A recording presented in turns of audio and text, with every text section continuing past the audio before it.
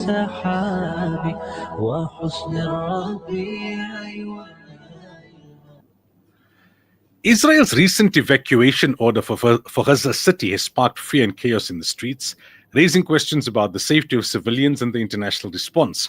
Now, joining us on the line, we've got Mahjoub Zuwairi, Senior Fellow at the Middle East Council on Global Affairs, to unpack the humanitarian and political dimensions of this escalating conflict. Mahjoub, assalamu alaikum wa rahmatullahi wa barakatuh, and welcome to Radio Islam International. Thank you so much. Wa alaikum salam wa rahmatullahi wa barakatuh. So tell us about this order issued by Israel to the occupants of Gaza City that they should evacuate. What has happened since, and where can they go, and how have they responded to this evacuation order? This is a continuation of the genocidal actions in the Holocaust of 21st century that the Israelis are implementing in Gaza.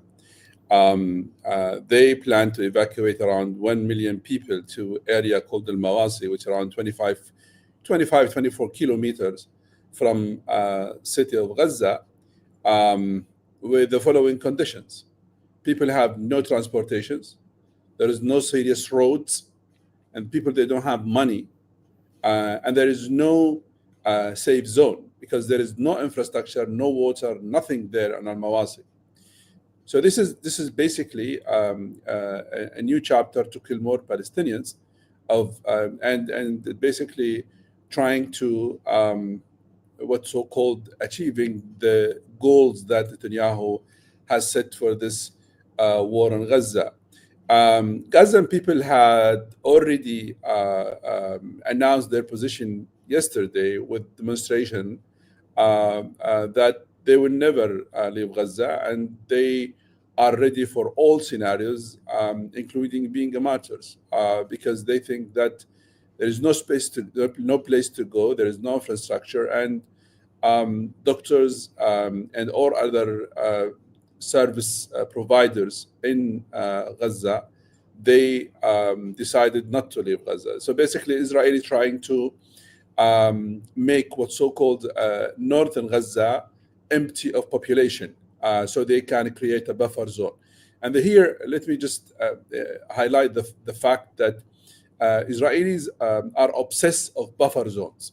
They have already, before 7th of October, a buffer zone. And they created a buffer zone of the buffer zone. And then now they create a buffer zone of the buffer zone of the buffer zone. So basically, they are obsessed of this, assuming that this will protect them. This is basically a stupidity of politicians. Now, you use the term 21st century Holocaust. Many of Israel's supporters say, for various reasons, that you can't compare it to a Holocaust. And one of the reasons they give is that the numbers are not as massive as those of the Holocaust. What are the fundamentals in terms of declaring something a Holocaust? Is the willingness of killing people and starving the people. You don't need to have the fire and put them. They are creating ghettos in Gaza. Ghettos in Gaza are everywhere. When you move people to Rafah and trying, they try to create ghetto in Rafah, but they failed. They try to create Rafah in Al-Mawasi, but they are failing. Why? Because Gazan people, Palestinians, they are brave enough to basically make all of those plans fail. Why I'm insisting on using this terminology in all my interviews in different languages, because you cannot compare the action that German had done in 20th century and say that was a Holocaust because it killed a million.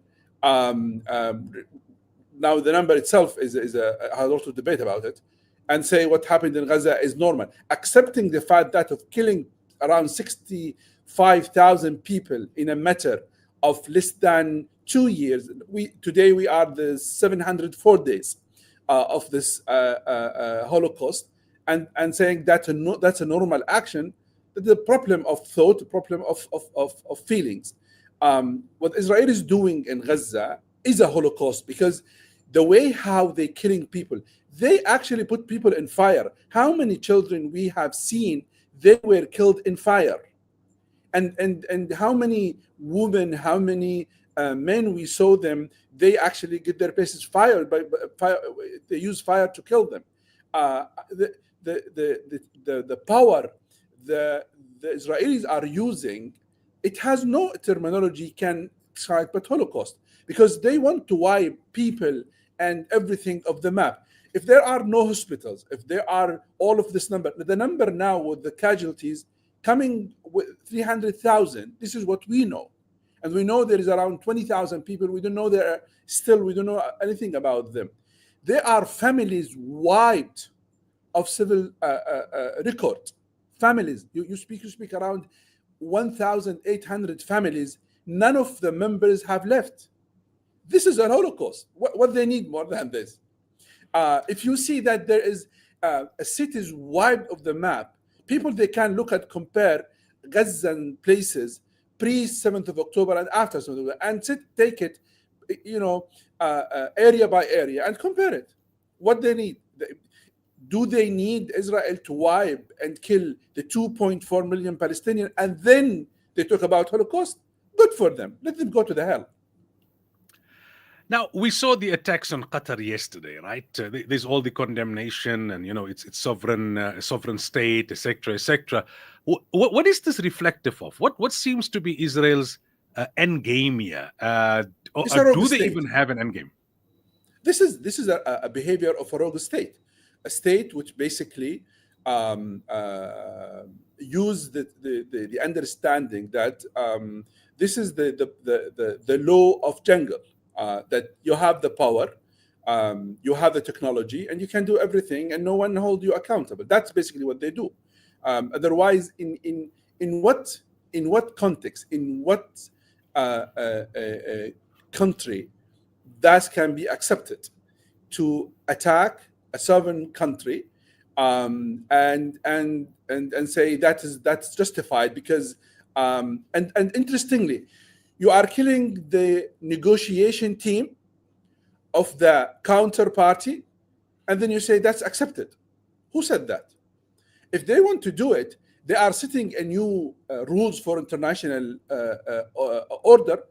That's fine. Then people, they will play based on that. But what they have done basically is generating a lot of anger, not in Qatar, but also everyone free. Everyone has a very basic understanding of politics and history, and has to reach this point that Israelis are behaving as a gang, as a rogue state, assuming that all of that will bring them security and stability.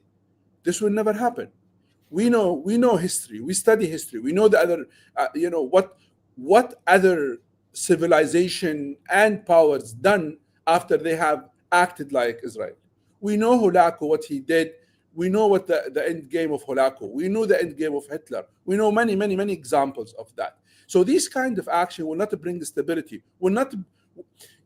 They can convince a group of the government to look at them that they are good guys, but those are representing themselves. Millions of people, billions of Arabs and Muslims across the globe, they will never accept what's happening to their brothers and sisters in Gaza and other places.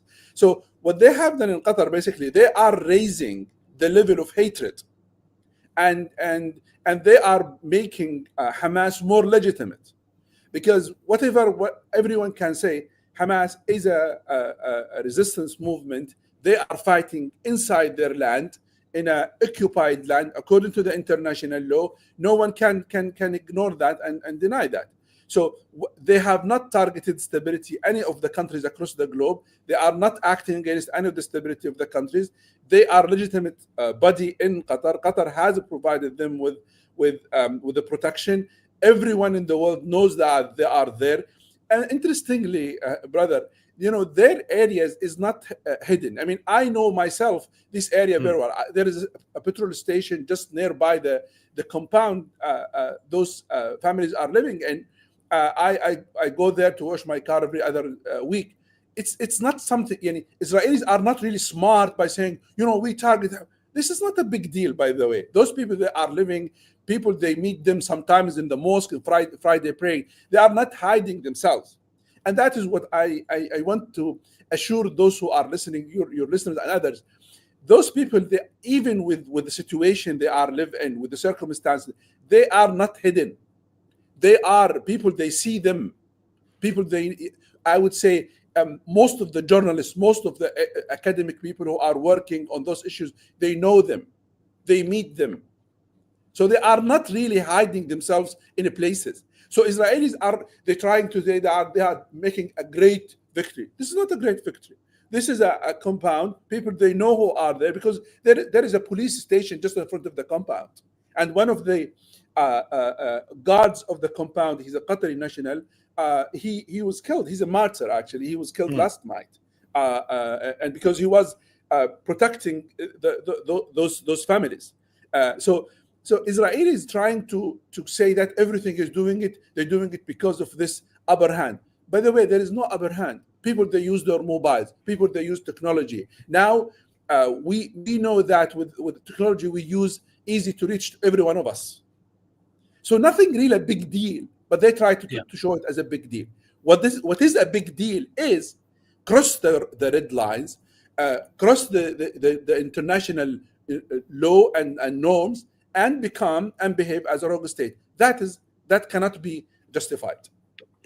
Indeed. Professor Mahjoub, shukran so much for your time and for chatting to us. Really appreciate it. My pleasure. Thank you. Assalamu alaikum wa rahmatullahi wa barakatuh. Assalamu alaikum. That was Professor Mahjoub Zwairi.